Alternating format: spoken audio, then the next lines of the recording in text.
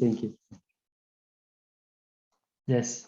So thank you very much to you, speaker, to be here. I'm very honored to be the chair of this session.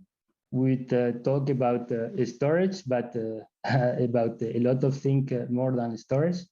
And we have today 3 interesting papers. The first one, I will very briefly summarize the topic, but then the speaker can correct me.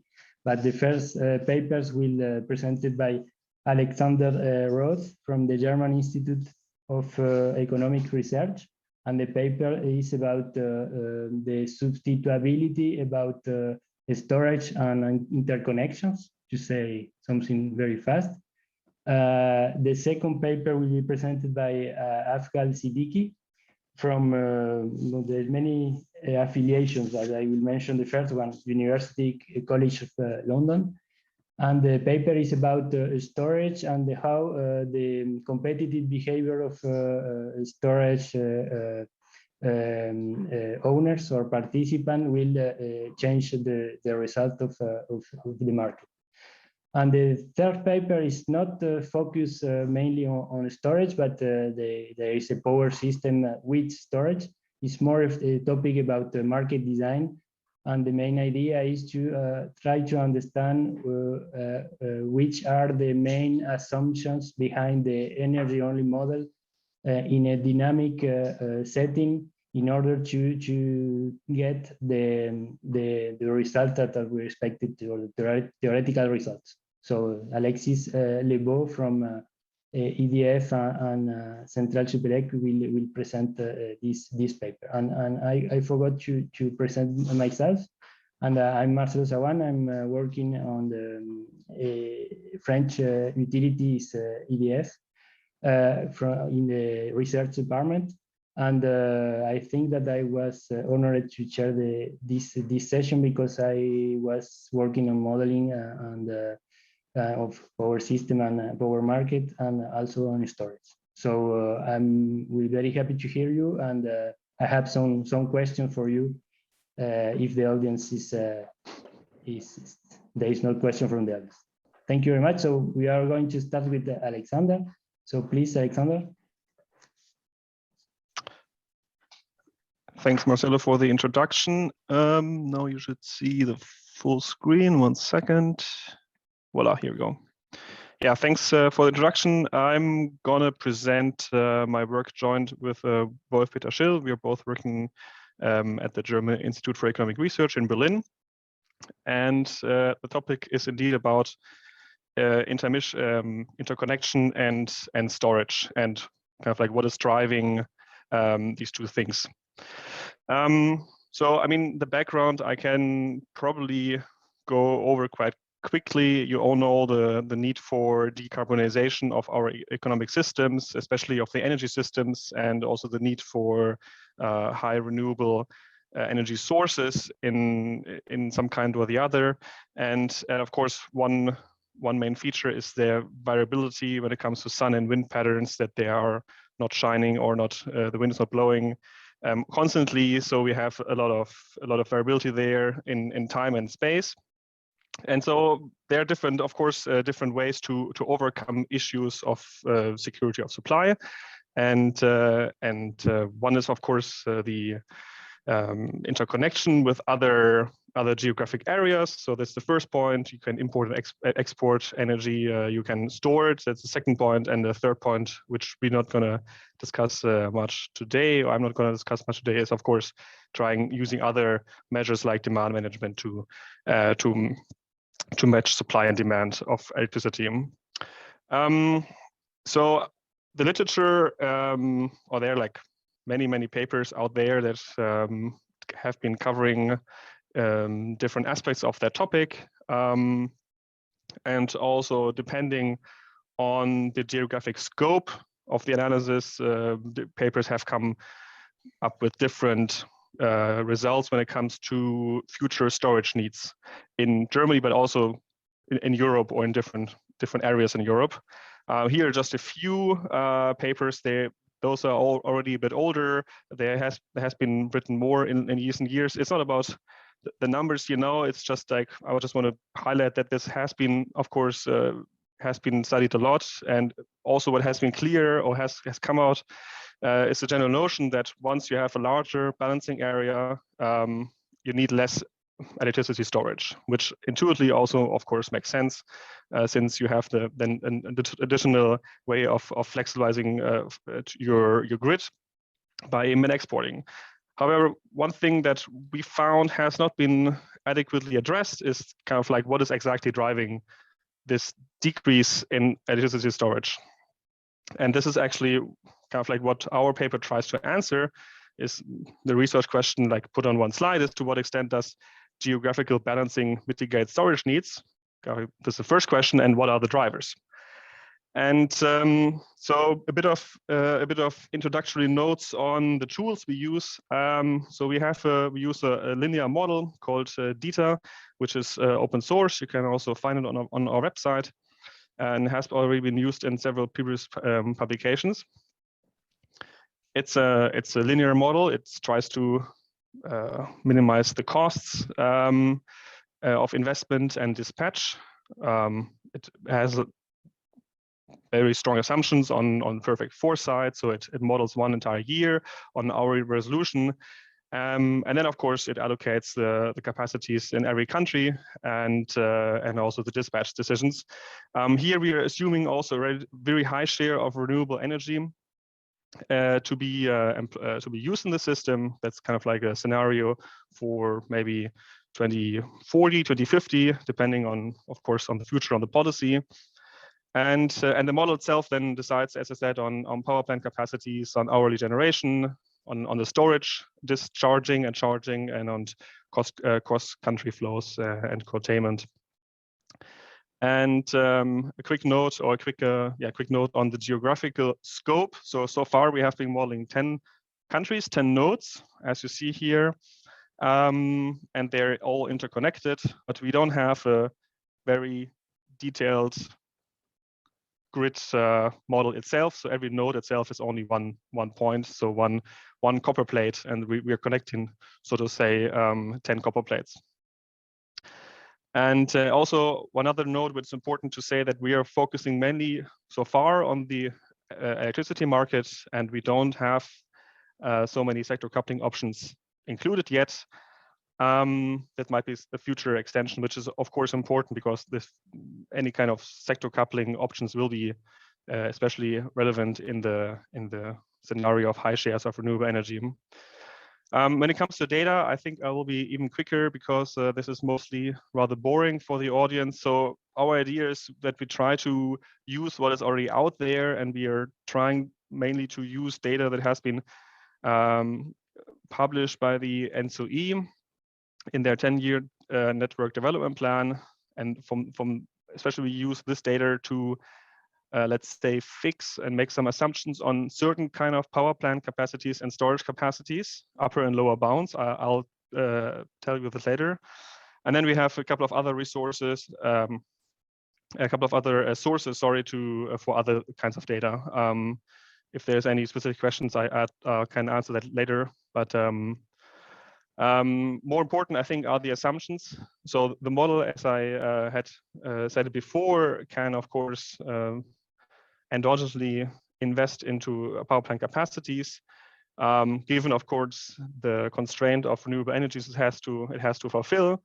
So we are still having some lower and some upper limits on renewable energies and on conventional energies. So lower limits and for renewable energies, and upper limits for nuclear and some conventional energies. So for example, we're assuming that some countries like France, they can invest up to or they can still keep a certain part of nuclear power, but not more. However, there's always a certain lower limit on renewable energy in some countries, which mostly is anyway not binding, because 95% has to be fulfilled anyway, more or less. More interesting is, though, our assumption, I think, on electricity storage. So the model itself can endogenously invest into two kinds of technologies, which are short-term technologies. They could be lithium-ion batteries, and mid/long-term storage technology, some kind of power to gas to power technology, could be hydrogen, but could also be something hydrogen related. And so these are the two interesting variables of interest we are gonna look into. I'm gonna show results on you later. However, closely related, of course, are all kinds of other storage technologies that are already out there, and mainly hydro reservoirs and pumped hydro storages are assumed to be fixed, and we use the numbers that are given by the 10-year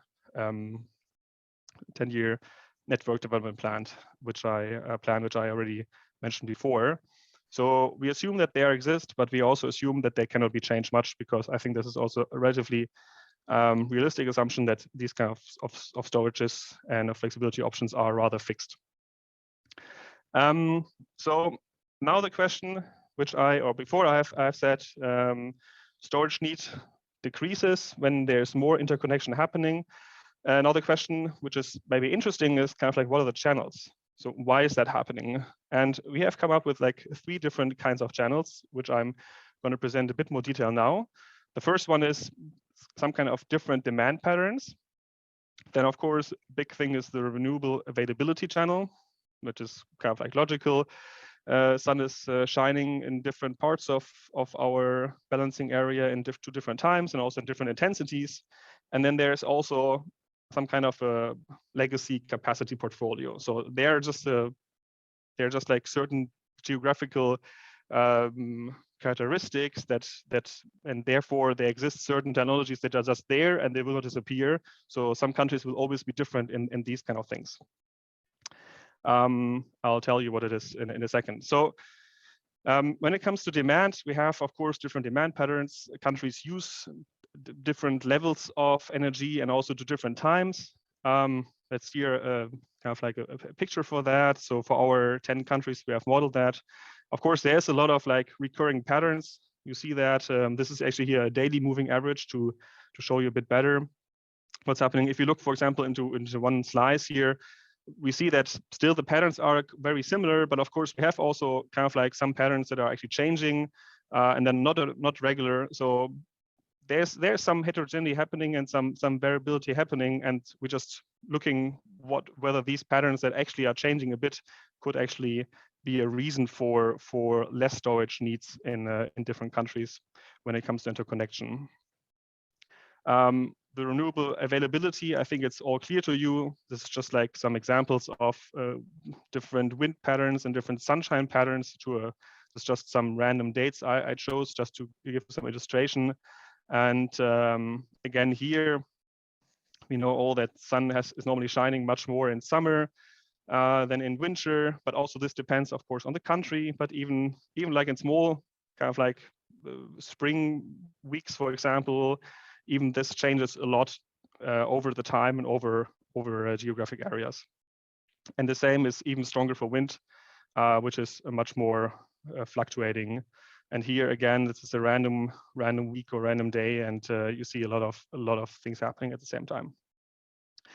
And finally, capacity portfolio. There, as I said, we have different technologies. For example, storage technologies, reservoirs, runoff river is reservoirs and hydro pump power mainly, and then power plants such as nuclear and runoff river that are just there, that can be maybe extended or also decreased to a certain extent, but are much less kind of like due to or much less changed than compared to other things. And this is just again an illustration here for different things. Here you see a runoff river, the dots in Germany, for example, and in Norway, reservoir-based technologies. And so you see these things are cannot just be put somewhere. Of course, geographic constraints are of course important for that. So now these are the 3 different channels, and now kind of like the question is how do we specify, how do we operationalize these channels? And to measure the main effect, so to say, how does cross-border flow or no cross-border flow actually influence storage need? We start just very simple. We have one model. We have model runs where we have interconnection, and then we have model runs where we don't allow for any interconnection. So all the countries are on their own, so to say. So that's the first very simple run where we see kind of like any big effects on the influence of intermission on interconnection on storage. This is kind of like not the channel itself. It's just like the gross effect, so to say. When it comes into the channels, what we are doing, we're using kind of like we're assuming that all countries that are modeled have used the same pattern. And here we use just for convenience, the German pattern, the German demand pattern, but of course we scale these patterns to the level of the country. So now you see that all the countries basically follow the German pattern. So it's all very similar, but of course to their level. That's kind of like, but this is the way how we're gonna see whether the demand kind of like has any influence on that. So now the demand is kind of like scaled or basically uniformly made to all the countries. And the same logic we apply for, or a similar logic we apply for renewable availability. And here we just assume that the weather is going to be exactly the same in all the other nodes. Okay, so we just assume that the wind capacity factors and also the PV capacity factors are just the same in all countries. And then we see what's happening. And so here you see that's the ones for Germany we have assumed. And you see the only one. That's the one we use for all countries. And then capacity portfolio, I don't have a picture here, but the idea is just that we just assume away certain technologies. So we just in the model, we just forbid the model to use any of the technologies we want to exclude. I'll tell you more about this in a second.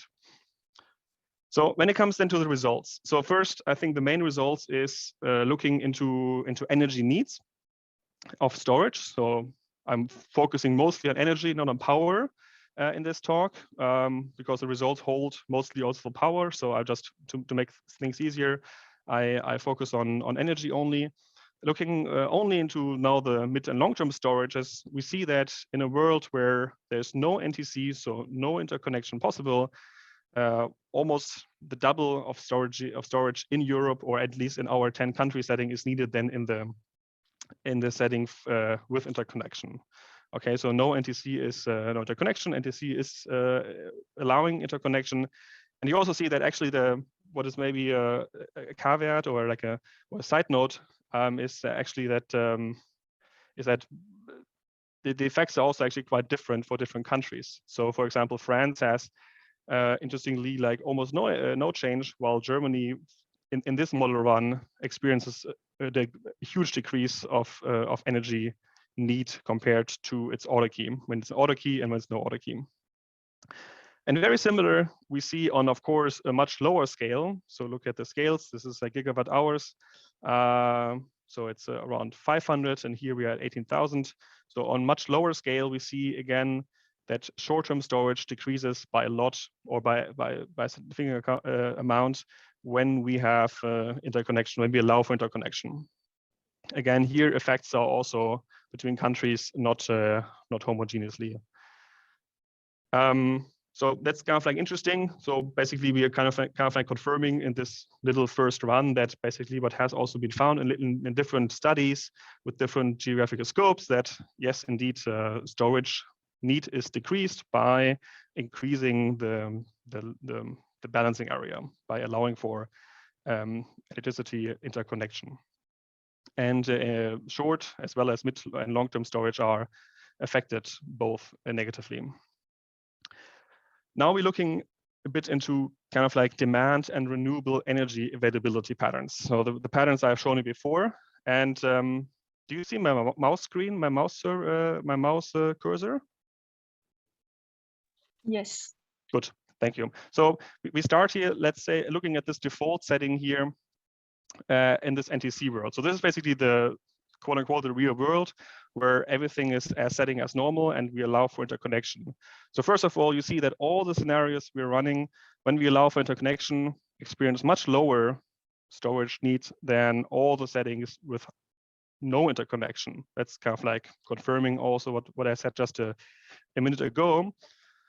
But then looking into the different scenarios where we allow for interconnection, but now we're assuming kind of like some demand and also some renewable and availability patterns, we see actually there's some changes here happening. And for example, looking at the two on the right here, PV SDE and wind SDE, meaning that all the PV patterns are in the 10 countries we use are as kind of like in Germany, and the wind the same. We see that there's actually a slight increase. So now we see that actually storage needs are increasing. Well, interestingly, the reverse is actually happening for demand. So for mid to long-term storage, it seems like that the current patterns, like what we're having here, is actually the current allocation is benefiting actually slightly by heterogeneous wind and PV patterns. But it seems like that actually, if all of the 10 countries would be consuming energy a bit more in the same way, then actually we would even need less storage. If you combine all of these, and this is all as DE, this is this column here, then we see that that actually the gross effect, so to say, is a bit positive, but it's very similar to the current setting.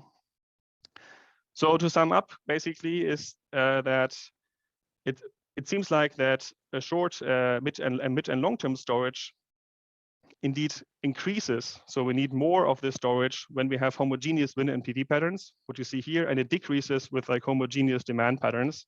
So, and overall, though, it's important to know that all of this demand, all the need for mid and long-term storage is lower, much lower in the setting for interconnection compared to no interconnection. So especially mid and long-term storage seems to dramatically be reduced by interconnection, because this is a big level difference here. You will see that this is a bit different for short-term storage. So the same picture again, so the same logic, and now this is short-term storage. And you can see here, this is the column I showed you kind of like 2-3 slides ago. So the column is of course much lower in the default setting than in the default setting for no interconnection, but you see overall that the effects are much more heterogeneous. So first of all, you see that for PV, we now have a drop. So actually, if PV would be more, would be actually all the PV patterns would be the same in Europe, we would actually need even less storage. Demand now is increasing slightly, and wind is increasing a lot. So again, saying that if wind would be the same in Europe, we would need much more short-term storage. So actually, the fact that the wind is not blowing the same is actually helping us to need less short-term storage. But overall, you see also that the level effects kind of like are not so big anymore between no NTC and the NTC settings. Yes, we have some effects here, but they are actually also depending a bit on the scenario, they are not that big anymore. So that kind of like makes the interpretation here a bit more difficult and also a bit more like going into different directions. But overall, I think it's important to point out that it seems like that short-term storage is less affected by interconnection. So interconnection is mainly reducing short-term storage a bit, the need for it, but not to the same effect as long-term storage, which is maybe an interesting result already here. And now maybe the last point I want to show you is the effect or the effect of capacity, different capacity portfolios on the results. So here in the same manner, we have again on the axis we have all the settings with NTC and the no NTC, and we know looking again into mid and long-term storage. And you see now different scenario runs, different options, so to say. We have a full means we employ all the flexibility the model has to offer. Yeah, and then in here the non is we have no flexibility whatsoever. No flexibility means we have basically everything is assumed away except for some core technologies. And here we start then to allow these technologies one by one to be there. Okay. So for example, none, as I said, is nothing allowed. And then we here allow for pumped hydro. We allow here only for reservoirs, run of river, bioenergy, and nuclear energy. So this is just we just put them in to see what's happening. And again, the patterns are actually I would say striking, also interesting that again this huge difference in level. So it seems like that especially in the settings where there's no interconnection possible, flexibility helps a lot to decrease mid and long-term storage need, which obviously makes sense. especially if you have technologies like nuclear and bio that of course can produce energy when there is nothing there. But even this is the same true for NTC. So again, also in the interconnection setting, we see that storage can be drastically reduced by allowing for more flexibility. So again, here it seems like that the effect that we see a lower storage need for mid and long-term storage seems to be also partly driven by the fact that we can access, so to say, extra flexibility abroad. That's how we would interpret that. And again, the same results actually for the short-term storage. Again, it's we have a drop, and in the setting of full flexibility, we show obviously that the need is the lowest, and when we assume away certain flexibility options, the needs are higher. But the picture is kind of like similar in the way that the level difference between the two settings is much lower. So yes, we see a slight drop between the different scenario families, so to say, between the no interconnection and the interconnection. But overall, the difference is much lower. And also the technologies are, of course, interacting but differently with the short-term storage compared with the long-term storage. So overall, again, yes. Alexander, just sorry, you remind 3 minutes to finish. Yes, it's perfect because I'm actually almost done. Perfect. Thanks. So I'm here on the conclusion. So maybe my 2-3 points to take away is basically, yes, we find that what also literature has already been shown, that the need for storage in Europe or in a connected continental European setting decreases with more interconnection. Especially the mid and long-term storage need is decreased stronger than the short-term storage. When it comes to channels, we have the demand channel, we have the renewable availability channel, and the capacity portfolio channels. All these channels have different effects, and they're all kind of like mainly focusing on the long-term, on the longer storage channel, especially when it comes to demand. Though it's sometimes even the other way around, so that we need more storage in our current setting than we would need if the demand would be more homogeneous. And yeah, and I think that's actually more or less it. So maybe some final remarks also on some other things you might also have noted. We would like to isolate some country effects more. We would also integrate actually set to coupling options. We need to also include some robustness checks. Of course, we would like to see other weather years. And finally, also we would like to include some more countries. So 10 countries, but it would of course be more valuable and also more complete our analysis if we had around not only 10 countries. So that's it from my side. Thanks for your attention. Thank you very much, Alexander. Very interesting. I propose you to start with a question from the audience. Maybe, right. Better is few. So, Marie, do you want to ask directly the question? Maybe it's better. Thank you so much, Alexander, for your presentation. I was wondering if you, while doing your simulation, did you test to use other pattern than the German one? Because I was wondering if, to some extent, your result could depend on the country that you selected for the pattern rather than on homogeneity that you test. Thank you. Yeah, that's a good point. Actually, we have been applying to this is part of our robustness checks. It's true. Yes, we want to do that. Though maybe, I mean, the German patterns, maybe since its geographic position is rather in the middle, maybe already are kind of already a midway between maybe some more northern and southern patterns. But of course, it could be still that Germany has a very particular pattern that is driving results. You're right. So that's a good point, which we're gonna do. Thank you. Someone else in the audience? Well, the time to think a question. I have a few ones. First, in terms of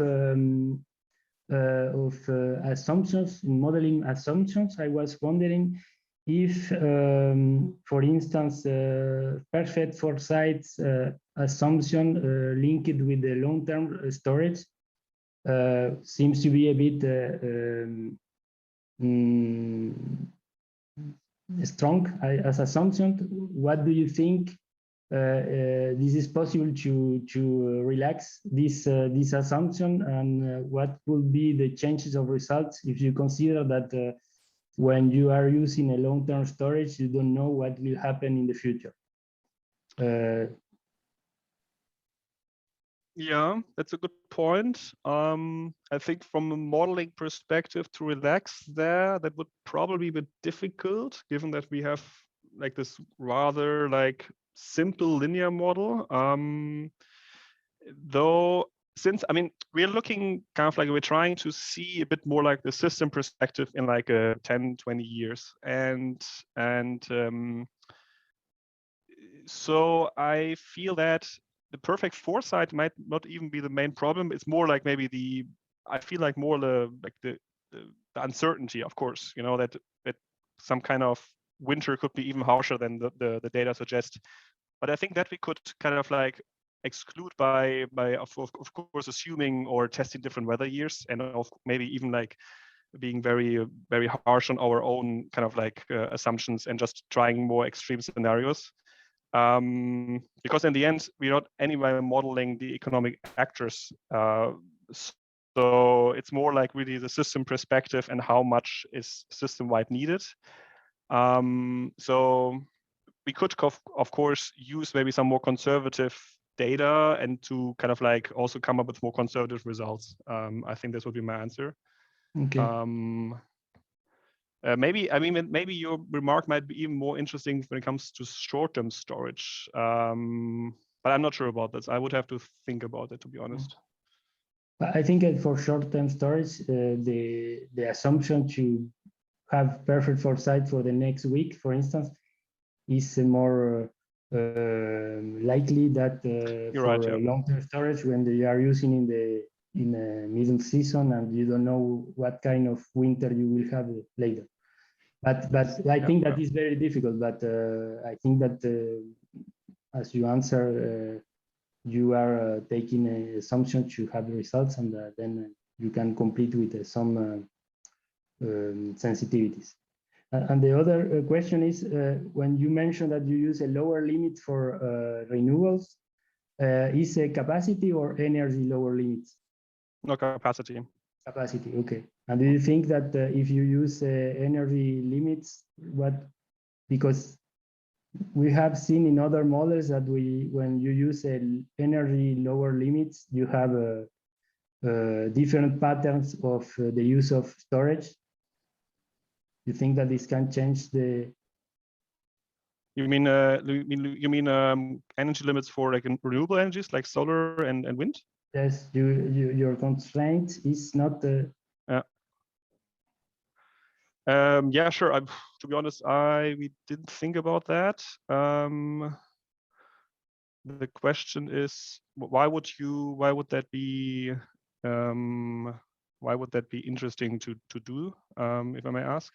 But yes, because the policy targets are normally fixed in energy and not. Yeah, but this is what we do, huh? It's an energy constraint. Yeah. Sorry. So the lower limit. So I'm sorry. This was maybe not clear. The lower limit. We have some lower limits on some capacities, but the 95% goal is on energy. Is actually on demand. Okay. So we assume that basically that 95% of the demand needs to be covered by renewable energy. Okay. And the model is a constraint that. Yeah. Or okay. Yeah. So I mean, the countries have slightly different percentages. I didn't mention that here, but Germany has around 95%, and then some other countries have 93, and some 94. But that's more around the 95%, and they need to kind of like cover that. Yeah. Okay. But also there, you're right. It depends on the renewable energy constraint, actually, how things evolve. We also have actually seen that a bit. That's indeed true. Okay, thank you. Maybe thanks for you. It's a good point. The audience, another question? Yes, I was just wondering about one of the channels results. Yeah. So you said that for when you make the wind and solar profiles the same as in Germany across Europe, you have kind of made the system more homogeneous. But when you do the same thing with demand, somehow it has the opposite effect on the storage requirement.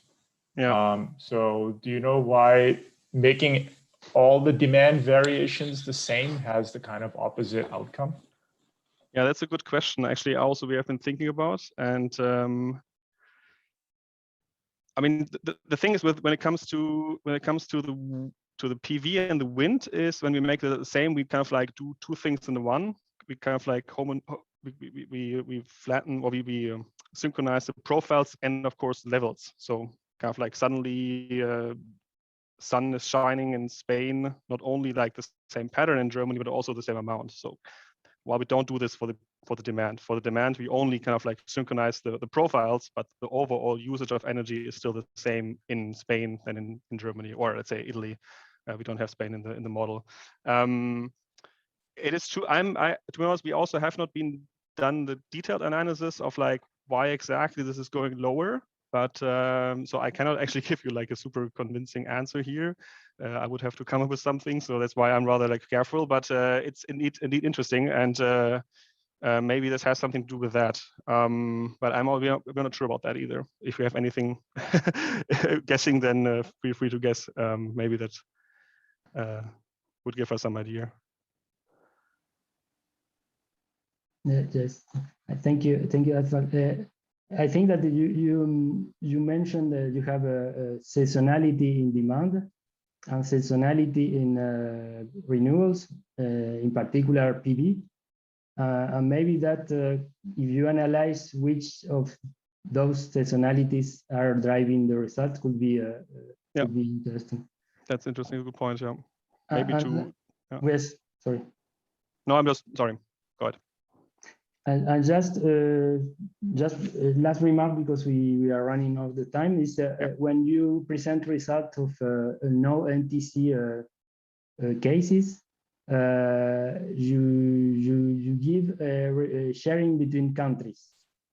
What is the reality of that? Because without NTC, investment of storage could be anywhere. For the model, is the same or not?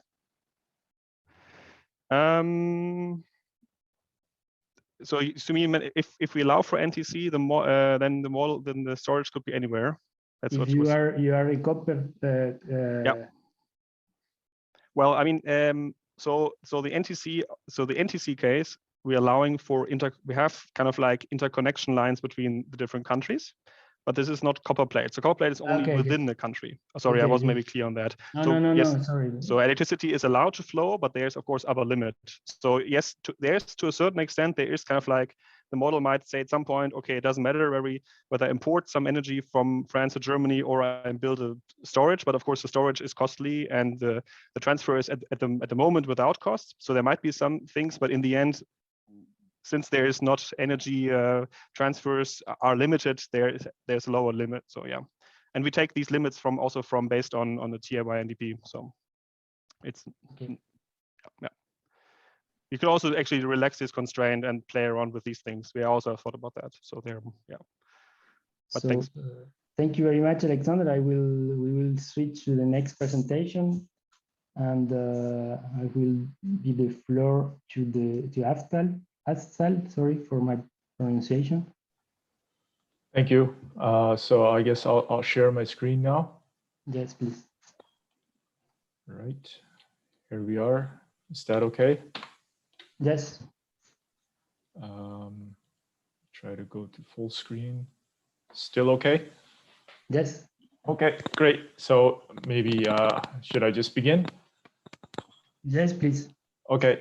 So good morning. Thank you for joining this this session. This is joint work with Vilma, Virasjoki, Fabricio, Oliveira, and Ahti, Salo from Aalto University, and we try to understand how utility scale energy storage could arise in an imperfectly competitive power sector. So slightly different perspective than the previous presentation, because now we're focusing more on the behavior of certain strategic market participants and how that could drive storage adoption. So again, the starting point is the same, that we acknowledge that there's a role for flexible generation as more and more variable renewables are going to be adopted. This is a snapshot of the German market, I think from last year or the year before, but anyways, kind of representative of the situation. In blue, you have the day-ahead trading volumes. As you can see, during certain hours, there's such a glut of energy that it causes the price, which is indicated in red and measured on the right-hand axis, to crash, and in some hours goes zero or even negative. Nevertheless, the daily average prices are between 20 and 45 euros per megawatt hour, which means that a lot of these technologies that could provide the necessary flexibility are not going to be profitable to a power company. So is energy storage the answer? And from this picture, you would say yes, because here's a representation of a pumped hydro reservoir. And as you know, what it does is it buys energy when there's a glut of it. So the price is low, uses that to pump the water up the reservoir. When it gets the price signal that there is a scarcity of energy, it releases the water, generates electricity, and then it's able to smooth out those fluctuations that would be exacerbated by the adoption of variable renewables. But this is a somewhat benign perspective of how storage would be used, because it assumes that storage would be used in the socially optimal way, which is to move energy from periods of excess to periods of scarcity, such that the marginal benefit to society is equated with the marginal cost, and any economic distortions due to technological inflexibilities are traded away. But there is quite a lot of literature on equilibrium analysis of storage using a Nash-Cournot framework. For example, Schill and Kempfert, they have considered storage use in Germany without going into the details of the transmission constraints, but found that if there is a Cournot assumption about the power companies, then actually there's going to be much less storage operation than would be, let's say, socially optimal.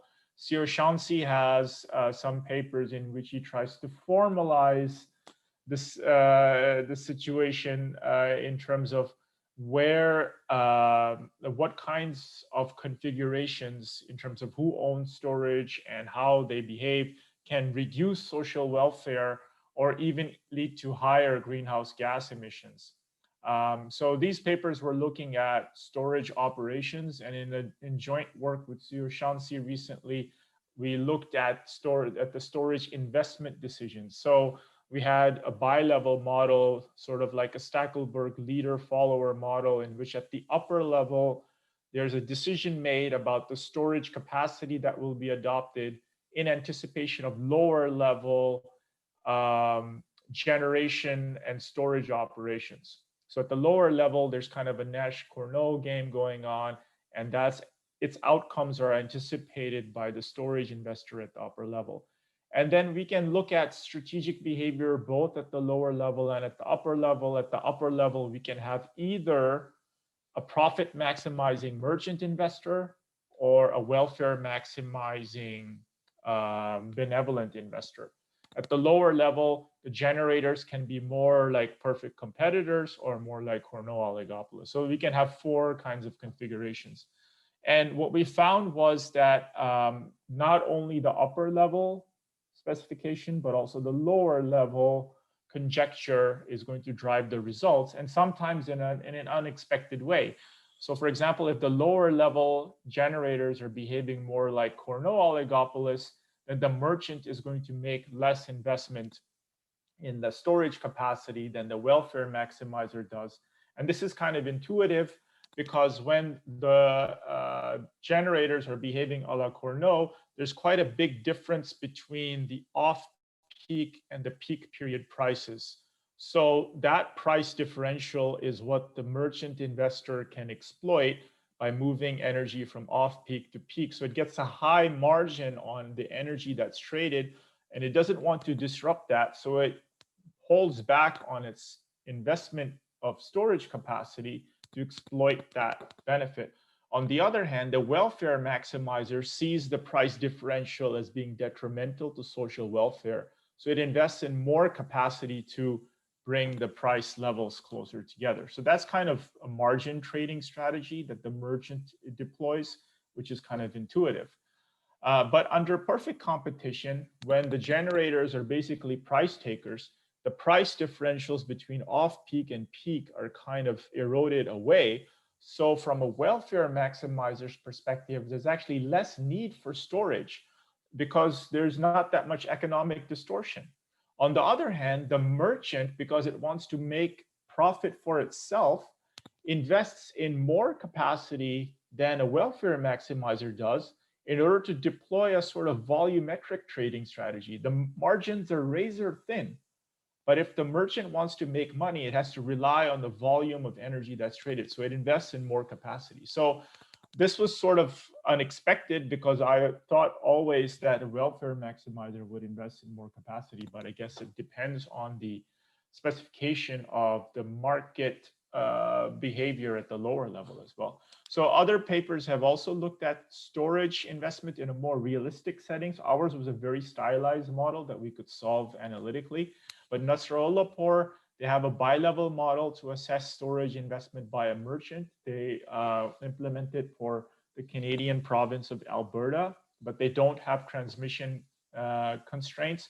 Dvorkin et al., they have a model, bi-level model with transmission congestion, but they don't consider strategic investors at the upper level, and they don't consider market power at the lower level. So in order to sort of complete the framework, what we do is in this paper, we try to understand how are storage capacity and welfare impacted by the type of storage owner at the upper level, given the different types of market operations at the lower level. So we have a bi-level model that we implement for Western Europe with a reasonable representation of transmission congestion and variability in renewable energy output. So at the lower level, we can have Cournot behavior by profit maximizing generators, or they can be price takers. And at the upper level, we can have either a profit maximizing merchant investor, or we can have a welfare maximizing storage investor. So we can have 2 by 2 or 4 configurations that allow us to explore how the storage investment is going to be impacted. And actually what we find is that for these set of data, it's actually the market structure and the spatiotemporal variations at the lower level that affect the investment decisions more than the actual investor type at the upper level.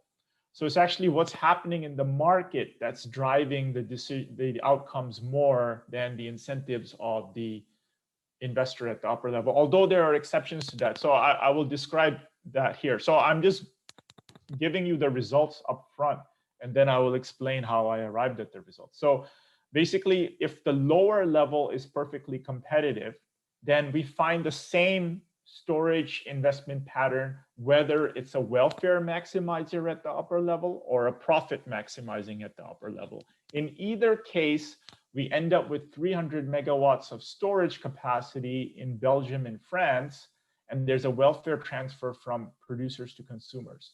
So you might be wondering, why is there storage adopted in Belgium and France and not in Germany, which has the lion's share of the VRE capacity?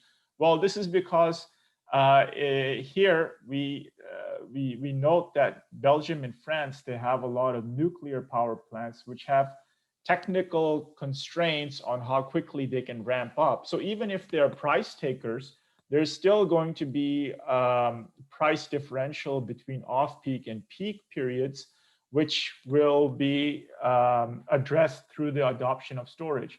For a welfare maximizer, it's to move energy from when it's relatively cheap to when it's more expensive. And for a profit maximizer, the margin is there to make money off of. The investment does not occur in Germany because Germany, absent any strategic behavior by generators, has price differentials that result due to intermittency in the variable renewables. But Germany actually has a pretty good configuration in terms of access to other types of variability management like gas-fired power plants and transmission interconnections to resolve those issues. So there's actually not that much money to be made or not that much welfare enhancement to be had from investing in grid scale storage in Germany relative to Belgium and France. When we allow for a lower level that has market power by the generators, so it's a Cournot oligopoly, we find that there's going to be less storage adopted, and that storage location is going to shift to Germany. So the lower level of storage is kind of intuitive because, well, what happens under Cournot oligopoly is that there is withholding of generation by the strategic firms, which raises the prices in both the peak and the off-peak periods. And also the price profile becomes flatter. So the difference between the off-peak price and the peak price is relatively low. So that obviates the need for as much storage capacity, whether you're a welfare maximizer or a profit maximizer investor at the upper level. And also the investment location shifts to Germany because the nuclear power plants in Belgium and France, they're now able to withhold because they can control to some extent how much they're going to produce. And they're able to raise the prices in both the off-peak and the peak periods, which kind of eradicates the price differential. However, in Germany, even though gas-fired power plants might behave in the same way, Germany, like I said, has the lion's share of the wind capacity in this network. So there's still some inherent variability between the off-peak and the peak prices that just does not go away regardless of the behavior of the power companies, which is why the investment shifts over there. So then we try to see, does this type of storage investor make any difference whatsoever? So what we did was we varied the cost of the storage investment, well, made it lower and lower to see if there's going to be any difference at all. Under perfect competition, there is a slight difference, but the results are pretty intuitive and therefore not very interesting, which is that the welfare maximizer never invests in less capacity than the merchant does, which makes sense. And similar patterns arise under Cournot oligopoly with one exception. There is a pretty low level of storage investment cost that spurs a merchant to adopt more capacity vis-a-vis the welfare maximizer. This is because it identifies Belgium with its nuclear capacity as a sole remaining site where there's still some price differential between off-peak and peak period. And at a low enough investment cost, it's able to make storage capacity appear there in order to make money off of that, which from a social welfare perspective is not worth doing. So that's why it's a little bit surprising, but under a Cournot oligopoly here, a merchant might adopt the so-called volumetric strategy.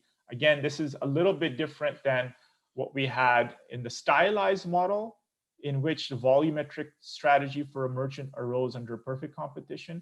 But this is because here we have a much better representation of spatiotemporal variations. In the stylized model, the only reason why there was a difference between off-peak and peak prices was because of strategic behavior by generators. Here, there's economic reasons for that, but also technical reasons and spatial reasons for that. So that's sort of the main, those are the main results of the paper. The rest of this presentation is just to explain how we arrived at those results. So the setup of the model is as follows. We have an inverse demand curve that's linear at the different nodes and different time periods. We have a representation using a DC load flow approximation of transmission flows. For the conventional technologies like gas and nuclear power plants, we have operating costs and installed capacities and ramping limitations.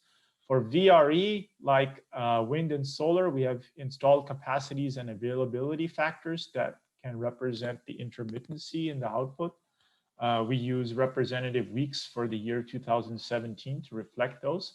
At the upper level, we have either a welfare maximizer that decides how much storage capacity to adopt, or a profit maximizer if it's a merchant. So it's a Stackelberg leader, so it's able to anticipate the response of the followers. Who are the followers? There are three types of agents at the lower level that are competing in a Nash-Cournot specification. So there are some power companies that own a portfolio of assets, conventional, VRE, and also maybe some pumped hydro, and they try to maximize their profit from their net generation. There's a system operator that is trying to maximize gross surplus by managing flows and ensuring energy balance at every node and every time period. And finally, there is a representation of storage operations at the lower level. So at the lower level, regardless of who made the storage investment, we assume that the grid scale storage is small enough that it's not going to be able to impact the market prices. So it's just going to be a price taker. So as a benchmark, we have a central planning model in which all the decisions are made by a benevolent social planner that is trying to maximize welfare by making storage investment decisions and also operating the market. And then in order to explore those strategic impacts, we have a bi-level model in which the upper level is the storage investment decision problem, and the objective function can be either to maximize the welfare or to maximize the storage profit. At the lower level, we have the power market operations comprised of those three types of agents that I described earlier. And this can be either price-taking behavior by the power companies or Cournot behavior. So there are two types of upper-level agents, incentives, and two types of lower-level power market operations. So there, we can have a total of 4 configurations. There's a mathematical appendix if you're interested in the actual problems. So we can look at those later if you want. But basically what happens is I replace the lower level problems by a single agent quadratic programming problem. And then I replace that lower level quadratic programming problem by its primal constraints, dual constraints, and strong duality. That enables me to collapse the bi-level problem into a single level mixed integer quadratically constrained quadratic program. And as a benchmark, I also have this central planning problem, which is much easier to specify as a mixed integer quadratic programming problem.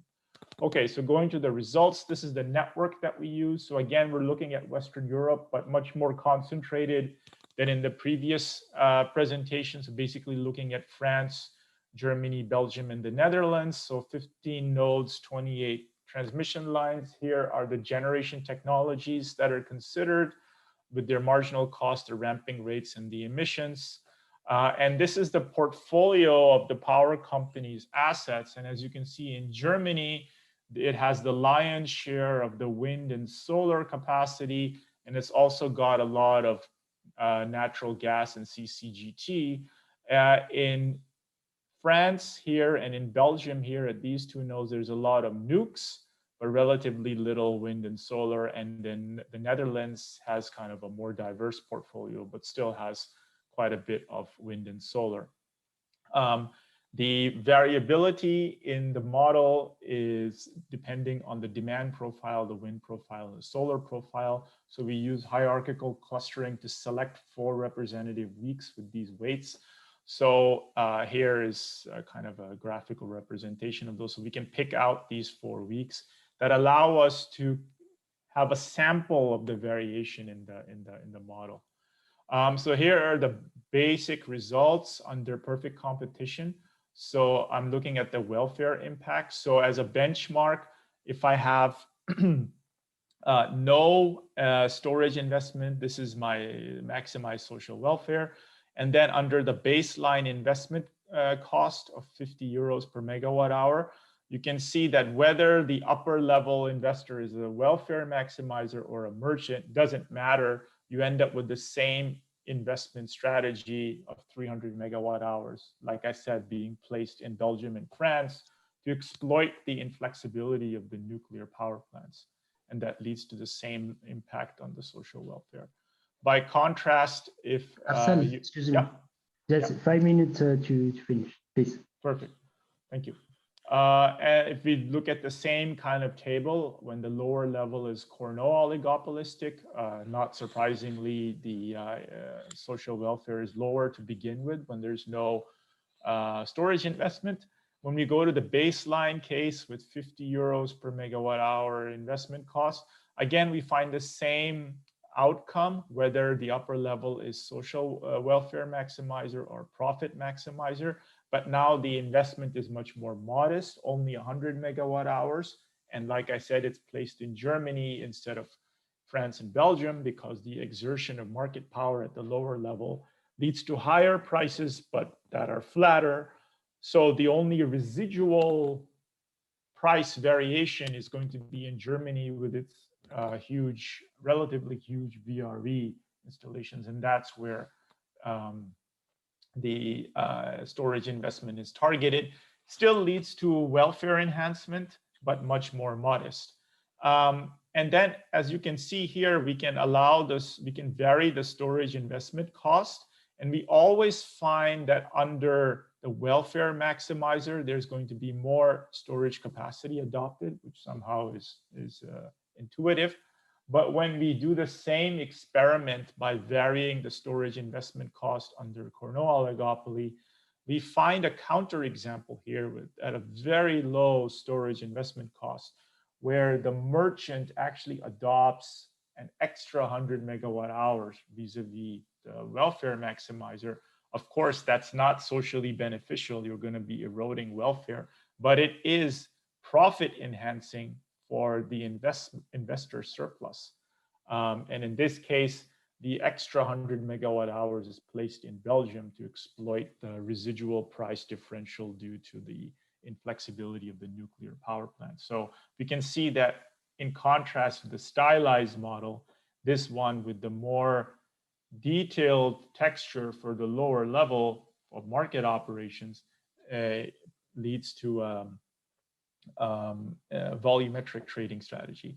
Here is the geography in terms of where the storage investment is going to go, and this is under perfect competition. In the left panel with a welfare maximizer, and the right panel with a merchant investor. Again, the general trend is that there's going to be at least as much capacity adopted by the welfare maximizer as the merchant. Here is the baseline case with 50 euros per megawatt hour, where you have the same investment pattern, but of course that changes as the investment cost changes. So this is not very, there's nothing surprising here. Here, under Cournot oligopoly, we have the same picture. As you can see, under the baseline investment cost of 50 euros per megawatt hour, the only storage capacity that's adopted is 100 megawatt hours in Germany. As the storage investment cost is reduced, we can see that there's always at least as much capacity adopted by the welfare maximizer, except when, in this case, where the investment cost is low enough that it prompts this pink slice here, which is node N3, which is Belgium. So that extra 100 megawatt hours is adopted by the merchant and put in ramp constrained Belgium in order to make money off of that, which is actually not worthwhile for society to do if you consider social welfare. So to summarize, in this work, we try to understand the impact of market structure at the lower level and the investor type at the upper level. So we can have 2x2, 4 configurations. And actually, it turns out that the market power or the specification of the lower level is driving the investment outcome more than the investor type. So, and then under perfect competition, we have more investment capacity because of the higher temporal price differentials. And that's why the storage investment goes to nuclear dominated regions. Under Cournot oligopoly, we have higher prices, but they're also smoother, which eradicates that possibility, but there's still some residual opportunity for arbitrage in Germany because of the high VRE capacity. And the welfare maximizer invests generally in at least as much capacity as the merchant does, except for that one case under Cournot oligopoly, which surprisingly leads to a volumetric strategy because the storage investment cost is low and there's still an opportunity to make extra money. So for future work, we would like to enhance the solution methods for the large-scale mixed integer quadratically constrained quadratic programming instances, have a better representation of the VRE output, maybe use stochastic modeling rather than just representative weaks that are selected. And then also study transmission expansion, because like the previous paper said, it's good to explore the extent to which these different variability management schemes are substitutes or complements. So I will end here. Thank you for your attention. Thank you very much, Afzal. Maybe I can ask to the audience if there is some questions.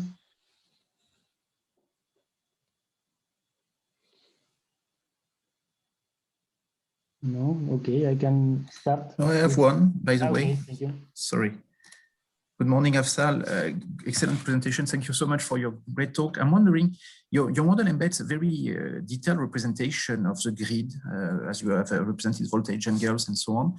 And so as a result, it's a complex model, very comprehensive. I'm wondering if you get the same results without absence of the transmission, whether you have a similar reasoning regarding the effects of market power exertion, absent the complex representation. The reason why I'm asking this is basically because in the case of France, we have usually discussions where we have a limited number of congestion on the transportation grid, and it's always interesting to see how these are grid-related issues, or it could be generalized in a setting where you do not have so many congestions on the grid. Yeah, that's a good question. We did do some sensitivity analysis with respect to what's happening with the grid congestion. We had a scenario with, let's say, 20% reduction in the transmission capacity and another one without the transmission limits. And under perfect competition, didn't change anything. Although there might be some impact on the ramping, but I guess the impact wasn't enough to drive the prices far apart enough to affect the transmission. The storage investment, but with infinite transmission capacity, actually under perfect competition, both the welfare maximizer and the profit maximizer refused to do any storage investment, because now basically transmission just wiped out their potential for alleviating any issues. And it was kind of similar under Cournot oligopoly, with either no changes from the base case or just investment in storage is completely collapsed. I mean, under Cournot oligopoly, it was low enough to begin with. So yeah, I think those were the main findings we had. But I mean, that was just sort of like an afterthought to the paper. We just have a small 2 paragraphs to just look at this. It could be another paper, well, like the previous presentation showed, look at it more carefully. No, it was simply because sometimes when we are running this type of model, we are conducting this type of sensitivity analysis, so it's always insightful, for this type of comments. So thank you very much. Thanks for the great talk, and looking forward to seeing you soon. Yeah, hope so. Thank you, Olivier. Someone else?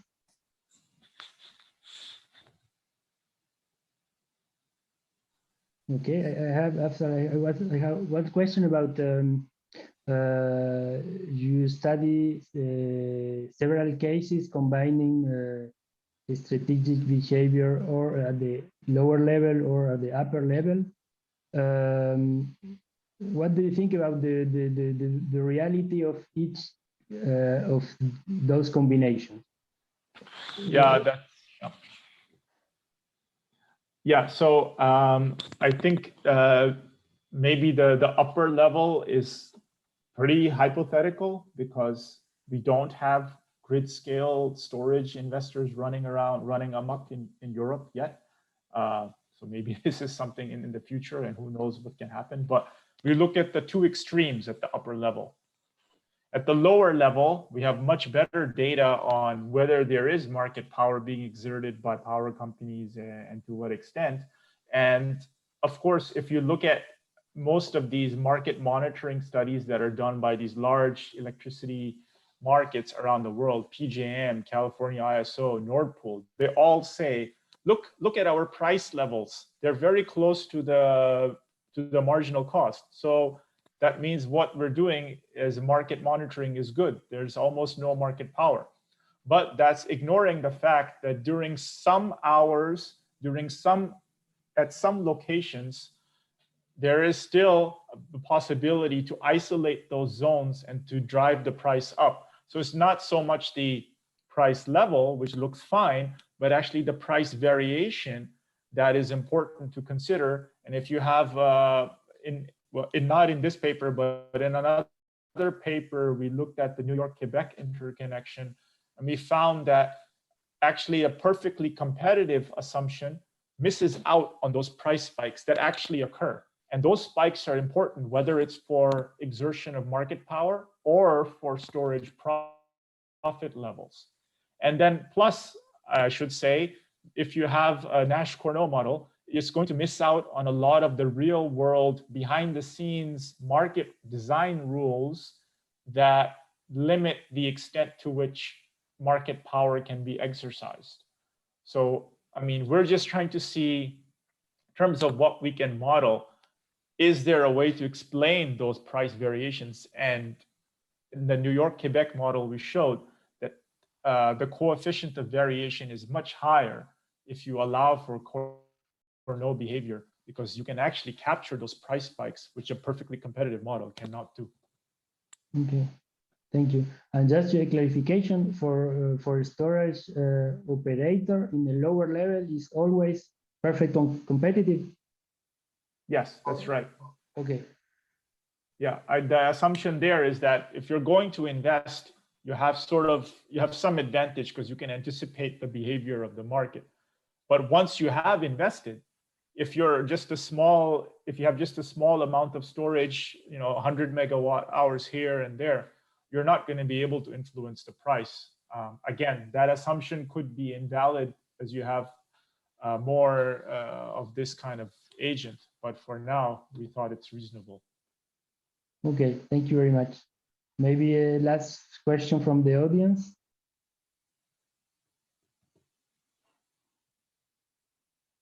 No. Okay. So, okay. Thank you. Thank you very much, Afzal. So we are going to switch to the last presentation. Alexis, please, you can share your screen. Thank you. Okay, is it okay? You can see my screen. You can hear me correctly. Yes. Okay. So hello everyone. Thank you for attending this session. I'm going to present this paper entitled "Long-Term Issues with the Energy-Only Market Design in the Context of Electricity Decarbonization and the Insights we obtained from a System Dynamics Simulation Model." I wrote this article with Marie Petitet, Marcelo Saguan, Simon Quemin, and Eli Rakotomisa at EDF.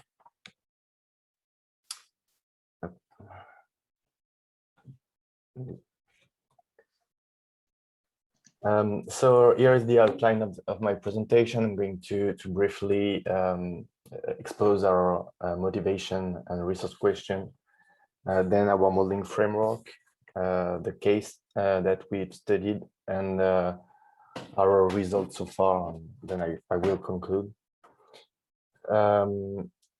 So first, so I think everybody has the broad context of that most of the decarbonization process is ahead of us, and that many questions are still pending regarding techno-economic, such as what are the best technological options and what value they can bring, but also in terms of organization, how do we set targets and how do we organize to achieve them.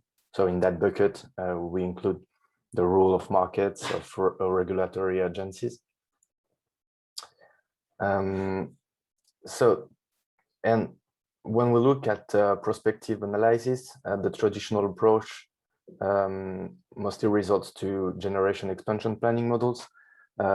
These models are highly rely on optimization, and generally speaking, they cost optimize the system cost with both optimizing invested capacities and their operations.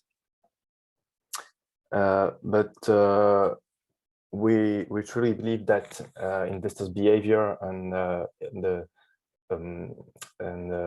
available information are crucial elements that determine these trajectories, and that the GEP models are not very suited for a comprehensive discussion about these aspects because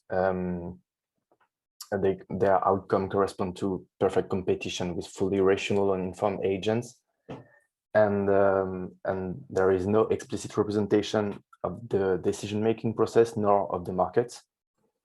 So Afzal also presented an equilibrium model.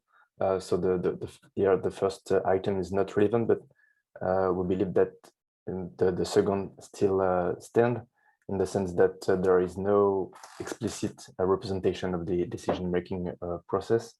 And we're looking at a model at the equilibrium and not outside of the equilibrium.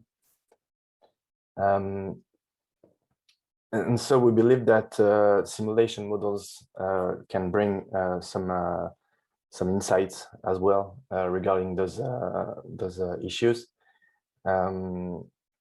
In our case, the system dynamics framework is well suited because we're not looking at heterogeneous properties among the different agents.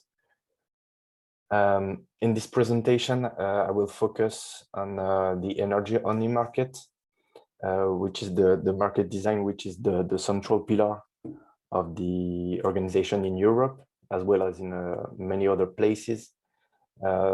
Its cornerstone is the short-term price signal.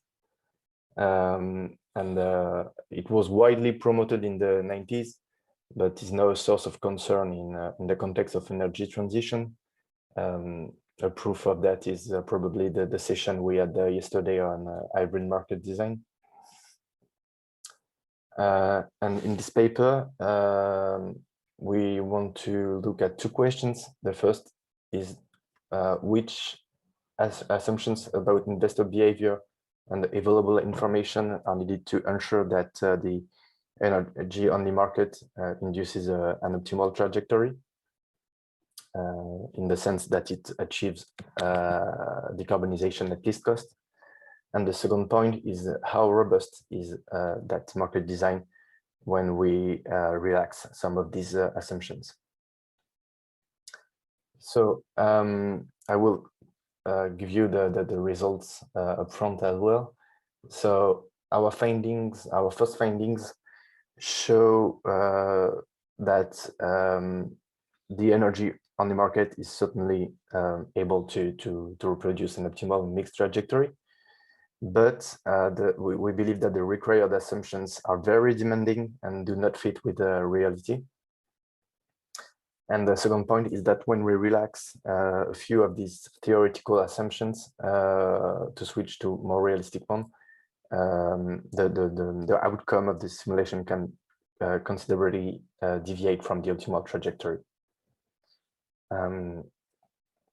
So now I will present our modeling framework. So I think we have a pretty comprehensive session this morning because we had a generation expansion planning model with Alexander.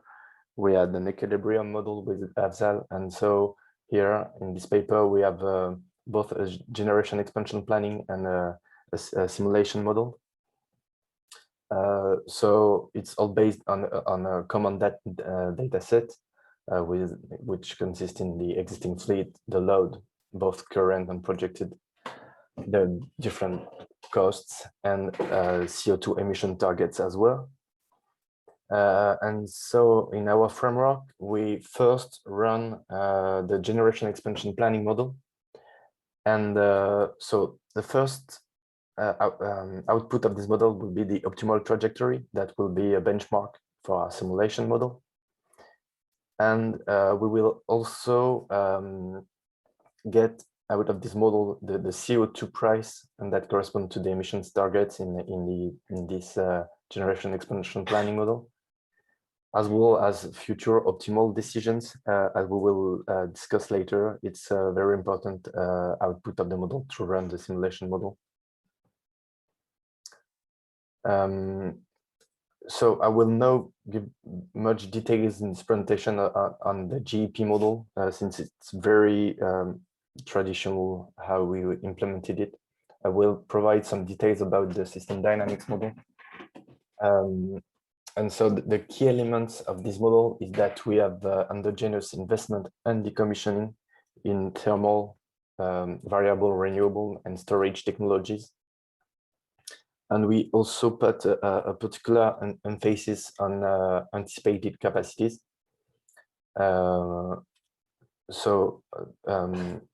The idea of our model is to simulate how agents in the industry will chronologically receive signals from the market to take investment and retirement decisions. But we'll see that it's very important to see that at each step when they decide of an investment, for instance, they need to have a very good knowledge of their own future decision during the following years. So the idea of the simulation model is to simulate a decision year by year and project by project. If I go quickly over the different steps in an illustrative way. So first, for a given year, investors and generation asset owners make assumptions about the future, both the load, the costs, but also how the mix will evolve in the future. Based on that, since we are in the energy-only paradigm, they run a dispatch model to derive future market conditions, their hourly generation, the system marginal cost, and the capture price. Based on that, they can compute net present values for both candidate technologies and the existing fleet as well. And finally, they can take decisions, for instance, investing in some units or retiring some units. And when they do that, the capacity mix is updated, both the current and the anticipated one. So now I will present our case study. It's based, most of the data is adapted by us from the California Public Utility Commission resolve exercise, which is basically a generation expansion planning model running over the California. We adapted some of the data to the hourly resolution of our model, thanks to Ninja renewables and historical data. And so this case study depicts a future where the demand will be stagnating until 2030, then strongly increasing, pushed by electrification up to 2045. So here the difference between the gross load and the grid load is the distributed generation that we took into account. And in this context, we will have a strong reduction of load CO2 emissions. Here are the targets. So it's all stylized, but consistent with the order of magnitude of the Californian exercise. And so to face this challenge, we endogenously represented 4 technologies. So first we have combined cycle gas turbines and peakers from the existing fleet, which are eligible for decommissioning. We have a certain level at the beginning of the simulation, and each year we can decommission a certain amount based on the market signals. And we have two candidate technologies, which are solar PV and storage. We mostly focus on the wholesale market, so there is no ancillary services, and the storage unit that we modeled is supposed to have a 4 hours duration and to provide energy arbitrage services. We have a common WACC of 8% and the price cap on the energy market of $20 US per kilowatt hours. So once we have our data set, so first step is to run our GEP model in order to get the optimal trajectories. And this is the results. So we have a massive development of storage and solar PV and a decommissioning trajectory for the peakers. So these are the first primal output of the model, but we also use the CO2 shadow price out of the constraint on the CO2 emissions that we interpret as a price signal for the CO2. And with these results, we will now run the simulation model. So the first step in our presentation is to try to represent a perfectly functioning energy-only market with our model. And to do that, we need to make a certain number of assumptions. We need at each step to have perfect information over the whole horizon. Let's say 2025 to 2045 in our simulation. And it's usual to need the perfect information about the electricity demand, the fossil fuel prices, the CO2 price, for instance. But it's also very important to have the information of the current and future investment and decommissioning decisions corresponding to the optimal trajectory. And so when we do that and these assumptions, we are able to reproduce the optimal trajectory with our simulation model. As we see, there are some very slight differences coming from the fact that we have a discrete representation of generating units in our simulation model.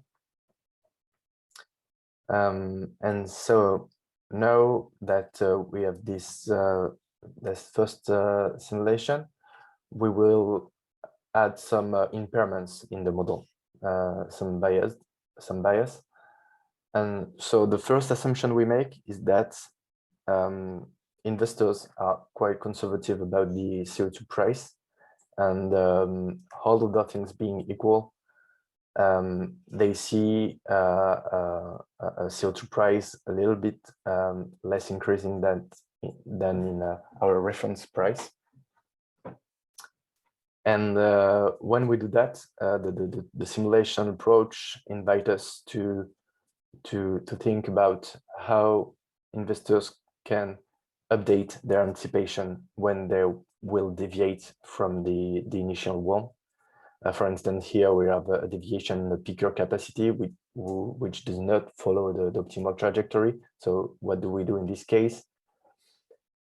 So in this simulation exercise, we tried two options. First option is that there is no anticipation of future decisions. Investors only prolong the existing fleet in the future. And we have a second option where the investors have the initial pace projected in the future. And so here are the results with these impairments. So the first thing is that if we look at simulation one, where we just add the default on on CO2 price anticipation, we see that there is no counterforce in the energy-only market if investors do not anticipate the correct carbon signal. They will end up with not reaching the expected level of decarbonization. They will not invest enough in renewables. And the simulation too, we have both the default on the CO2 price as well as on no anticipation of future decisions.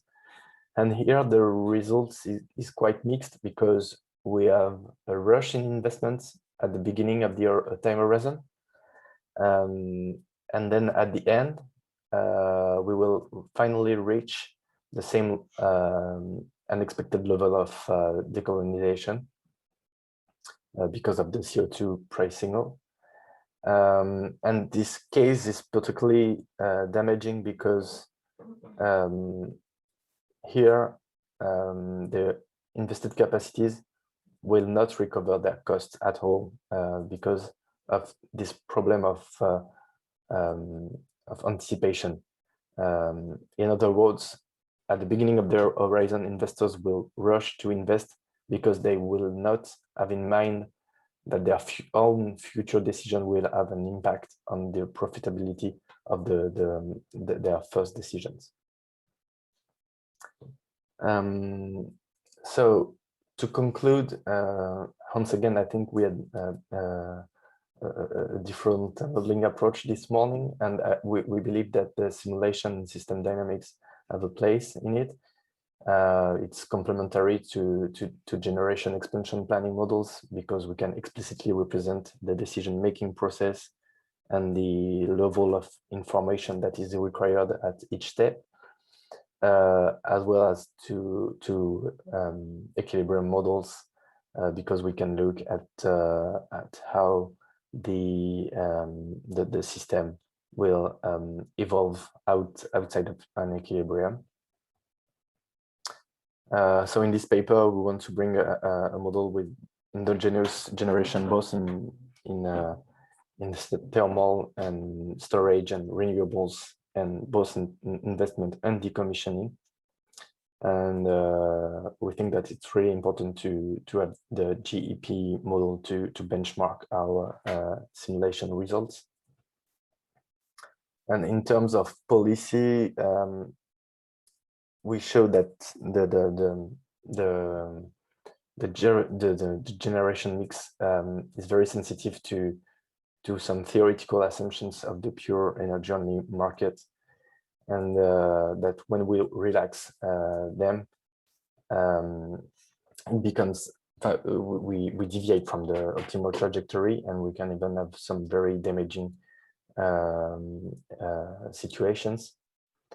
And so we think it advocates for a more robust market design that will ensure the power system decarbonization at least cost in the form of hybrid markets.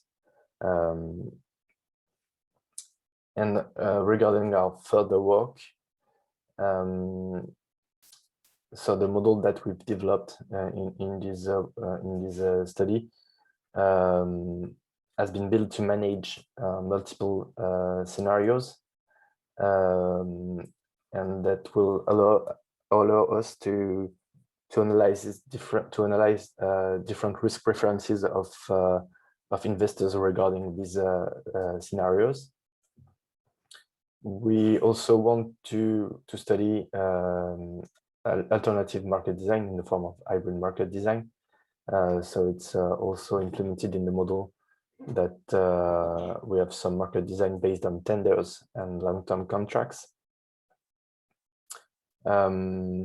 Finally, we can also expand our work in the sense of looking at the robustness of the different market designs to unexpected trend change. Here in this case, everything is pretty smooth. It's a decarbonization trajectory, yet there is no unexpected trend changes. but we could look at these cases and assess the sunk costs and the general impact of irreversible decisions. So thank you very much for your attention. If you have any question, do not hesitate. Thank you very much, Alexis. So I will ask the audience to please ask a question, because as you see, I'm also co-author of this paper, so I prefer to, maybe my questions are too easy or too complicated for Alexis, so please.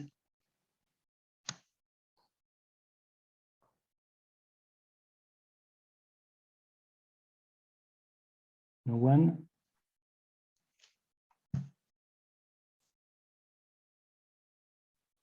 Okay, maybe I can address the question to Alexis.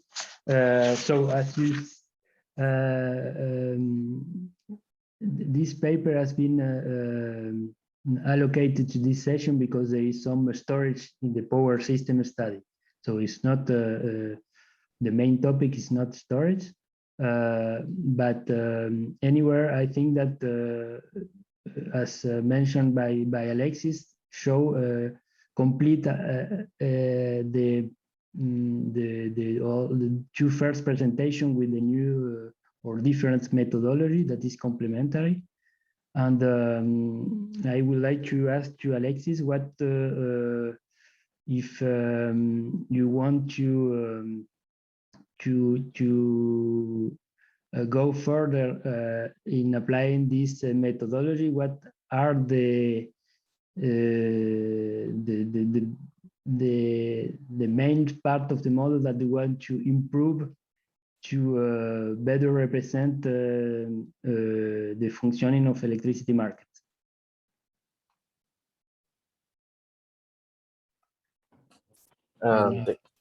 Thank you.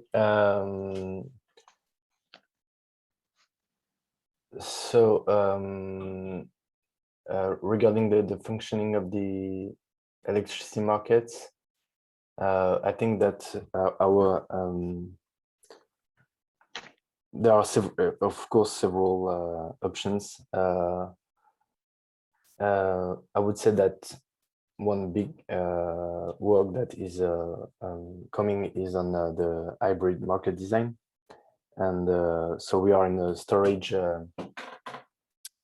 storage session. So for instance, how would be defined long-term contracts for storage units could be very interesting to look at and to model. So we have of course some ideas on how long-term contracts can work with renewables, with the contract for differences or things of this kind. But for storage, I think it would be very interesting to look at. Okay, thank you. Next chance for the audience. Okay, I have given that we are in the session about storage, do you think that it's possible to model longer term storage in this model, or? I think that, yes, I think there is no theoretical limitation, in the sense that so the dispatch model, the power system simulation model is like one module in the approach. So we can make it very complicated if we want, even including seasonal storage and even in a non-perfect foresight setting. However, I think it would be very hard in terms of computation time, because we will have, each time we run our power system module with seasonal storage, So we'll have we will have a very complex module that will be probably quite long to run. Okay, thank you. And question from the audience. I can ask a question that is maybe more general about the market design issues. So, you know, what we know from the energy-only market with the price cap is that it makes the adoption of these peakers more difficult, more challenging. But does the same kind of issue arise when looking at storage investment, because storage shares some of those attributes of the peakers, and that is we're relying on those huge price differentials to be profitable. Yes, that's totally true. In our modeling exercise, in this case study, we think that actually the two candidates for investments are PV and storage. So basically, that in this case, the storage is, as we did not model, for instance, demand side response or things like that. So in a certain extent, to a certain extent, storage is our peaking unit, and it's what allows to reach a certain adequacy criterion. So the issue of price cap and missing money for peaking units here is directly applied to storage unit and their capacity component.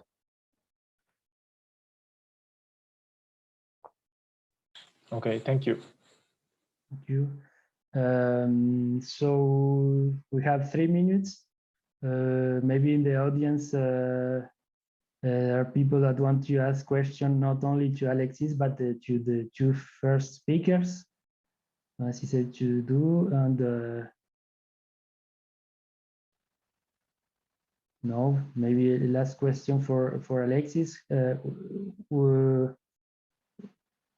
In your analysis, you use the cases of California, stylized California power system.